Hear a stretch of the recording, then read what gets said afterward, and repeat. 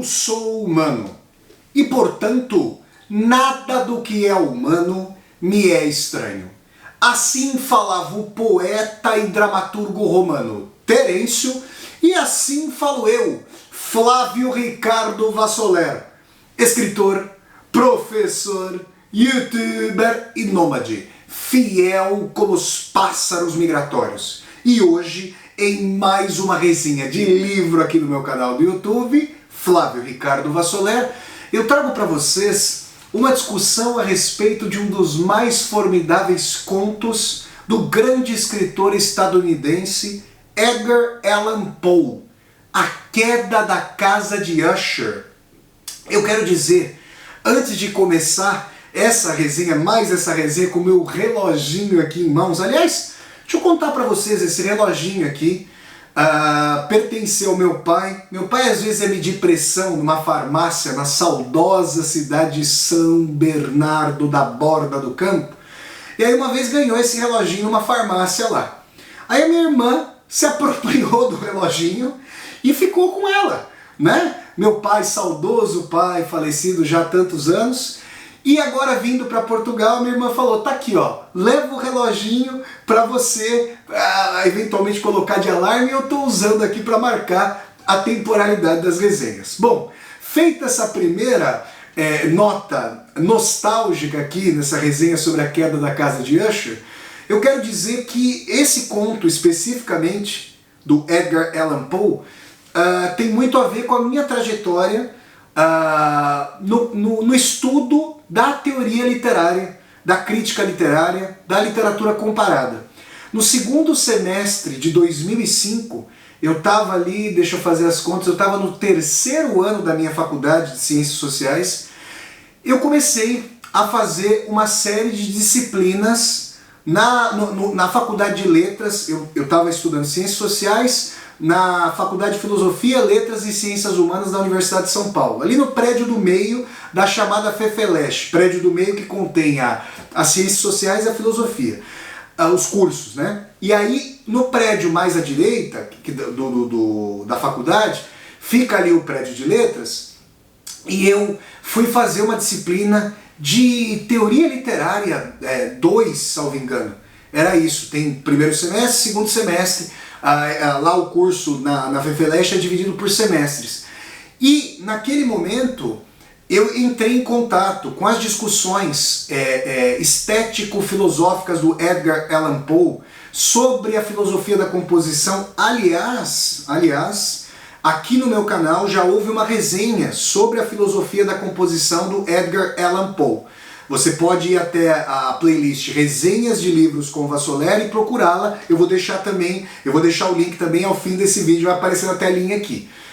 Além disso, me imbricando ali nas discussões do Edgar Allan Poe, do Ernest Theodor Amadeus Hoffmann, o E.T.A. Hoffmann, grande escritor ali do século XVIII, eu decidi, no primeiro trabalho ali de conclusão de uma disciplina que eu fiz na Faculdade de Letras, uma disciplina optativa, eu decidi fazer um trabalho sobre a queda da casa de Usher. E eu nunca me esqueço de como eu me embrenhei. Isso faz, olha, 2015, 2005, estamos em 2021, nós estamos aí falando de 16 anos atrás, quase metade da minha vida, eu que vou fazer 40.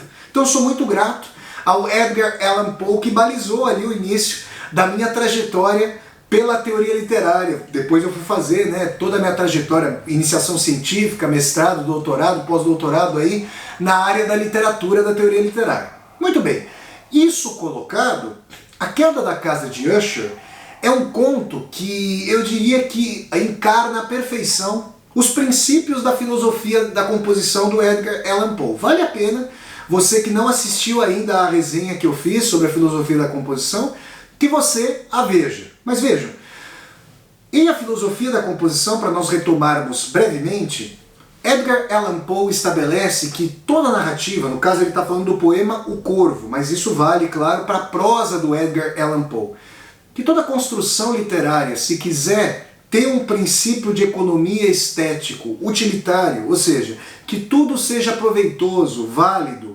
entrelaçado, enfeixado, encaixado na economia textual, para que nada seja supérfluo, e isso, claro, projeta um sentido de existência muito afeito, a gente pode dizer, com a dimensão utilitária do capitalismo. Não que o Poe estivesse advogando isso, mas é interessante ver essa correlação.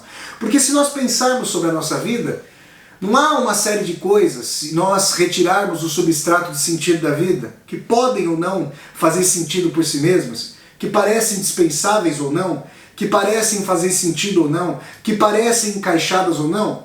Pois é. Então, gente, isso colocado, o Edgar Allan Poe vai dizer que para nós termos em mente a trajetória da narrativa, é preciso ter o fim de uma história no começo. Ou seja, primeiro o escritor ou o poeta projetam o fim do seu escrito, para depois todas e cada uma das partes desse escrito serem concatenadas, enxugadas, estruturadas em função do desembocar, do desaguar, como se um rio fosse ali desembocar sempre no despenhadeiro da cachoeira. Esse é um ponto importante.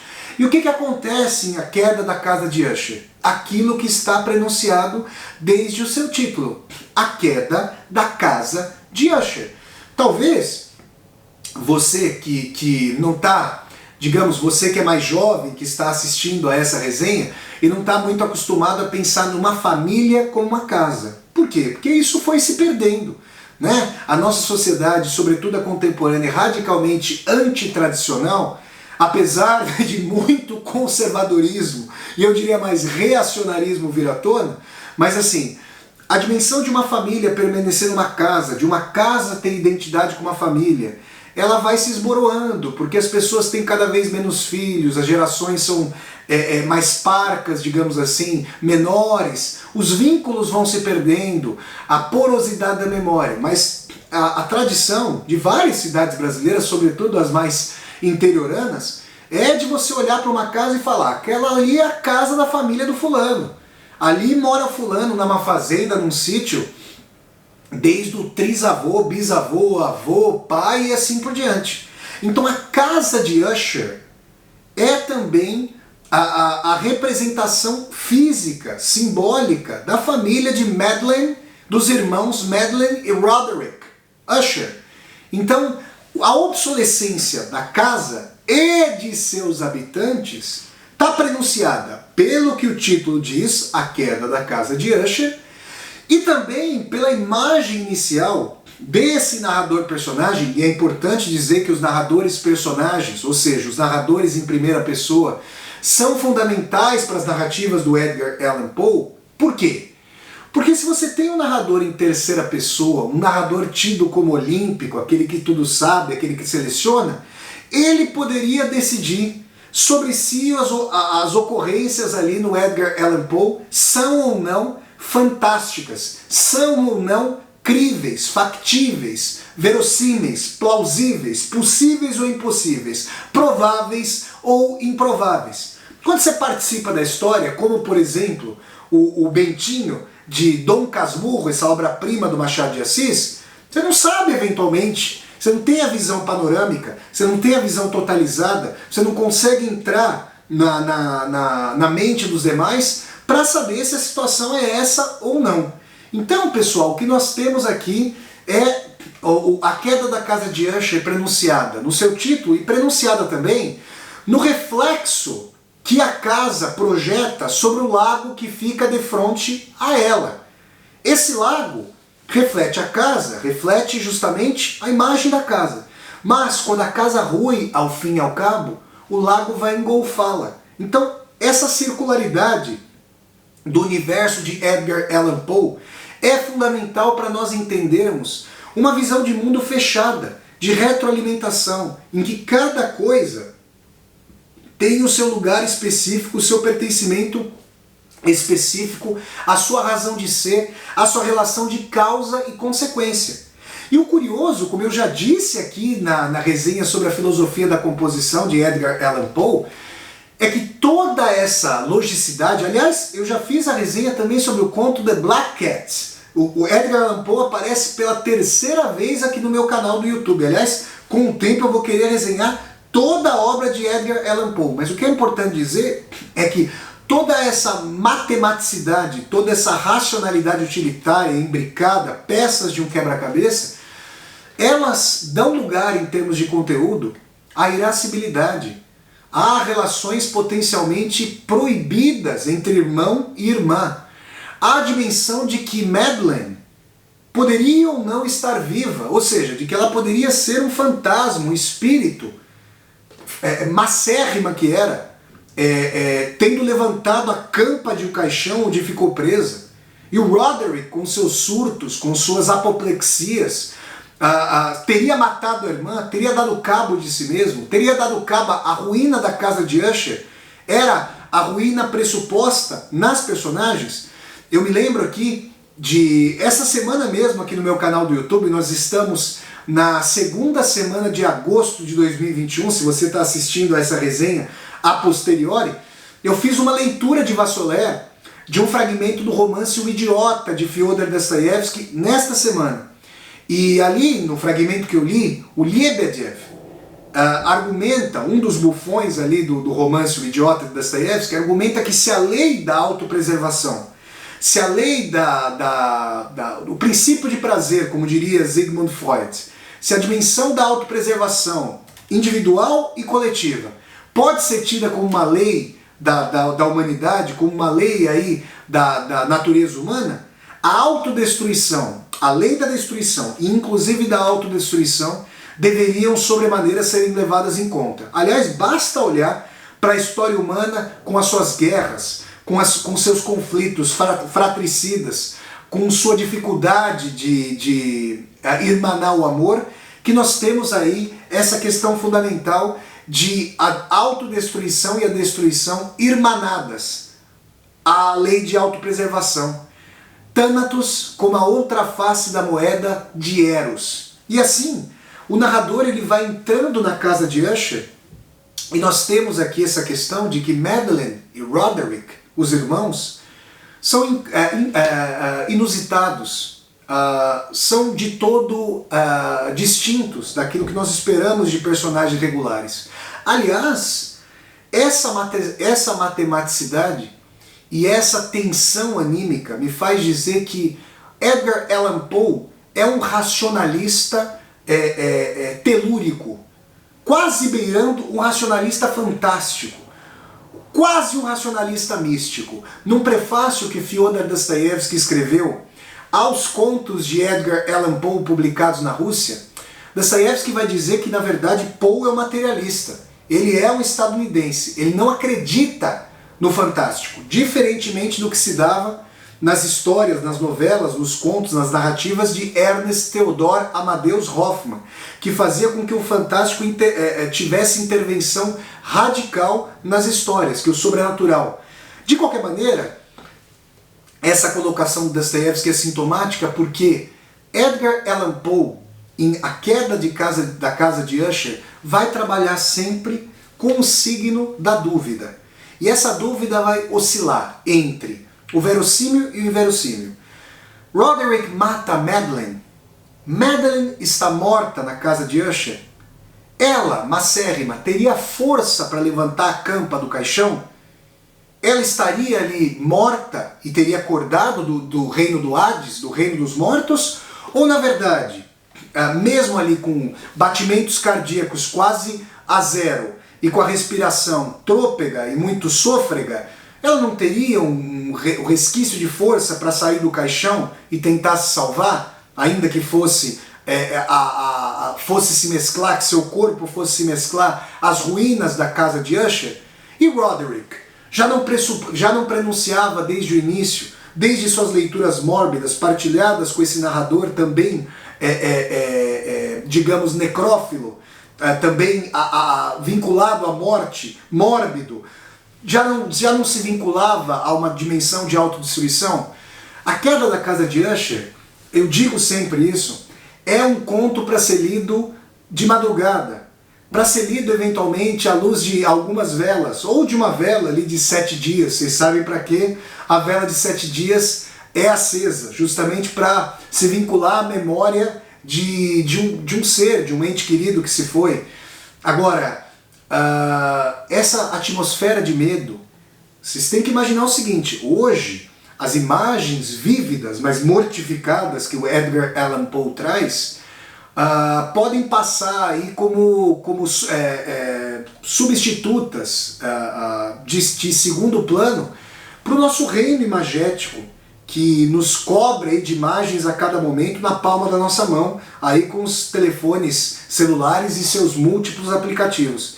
Mas naquele momento, a descrição, quanto mais vívida, quanto mais mesclasse na sua paleta o lúgubre, o uivo, o silvo, a aparição inusitada, as viradas, tudo isso traria para o leitor daquela época, que ainda não tinha, em meados do século XIX, a luz elétrica, que chegaria mais para o último quartel ali do século XIX, que vivia numa atmosfera tão lúgubre quanto a das histórias do Poe, na medida em que o crepúsculo vinha.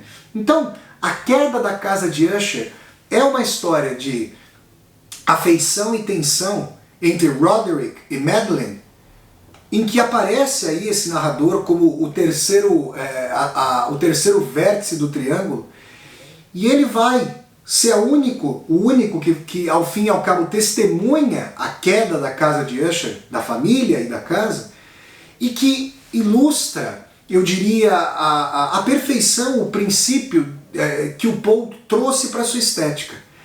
Era preciso, disse o Edgar Allan Poe na Filosofia da Composição, eleger um sentido de beleza. Se vocês pensarem, por exemplo, na poesia de um Pablo Neruda, na poesia de um Manuel de Barros, a gente vai ter a eleição do belo plástico, do Neruda ali e no Manuel de Barros, esse grande poeta do Pantanal matogrossense, essa figura formidável do coração do Brasil. A gente tem ali o quem das coisas, ou como Manuel de Barros costumava dizer, o resgate das coisas desúteis. Um parafuso de algodão, uma hélice sem motor, que na verdade gira como o catavento das nossas emoções. Em Pablo Neruda nós temos ali uma estética de um belo plástico, das afeições, com seus sonetos do amor.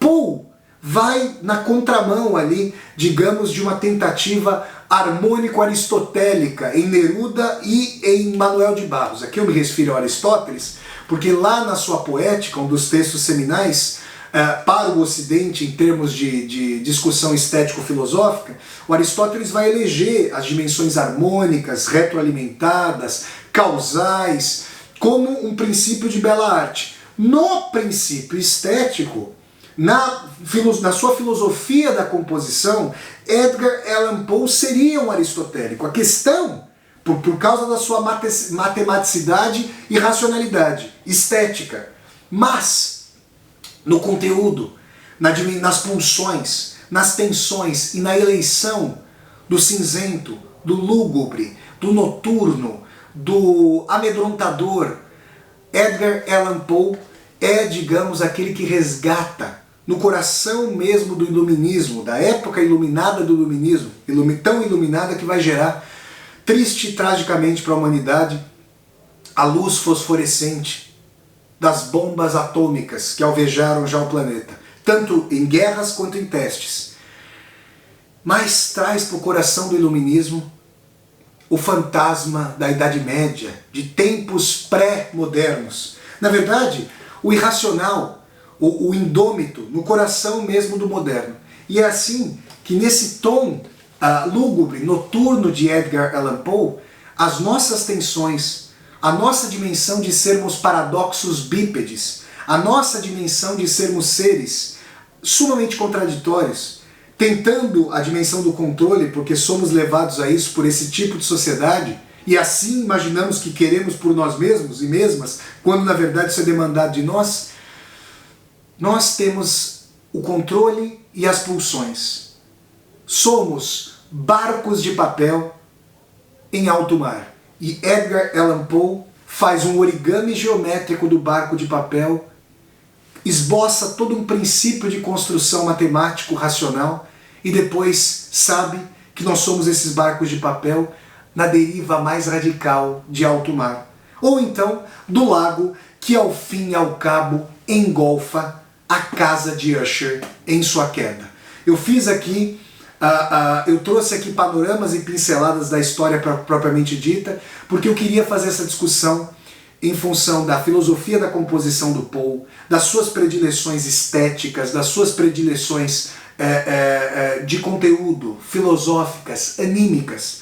Grande escritor estadunidense Edgar Allan Poe, autor do conto A Filosofia da Composição.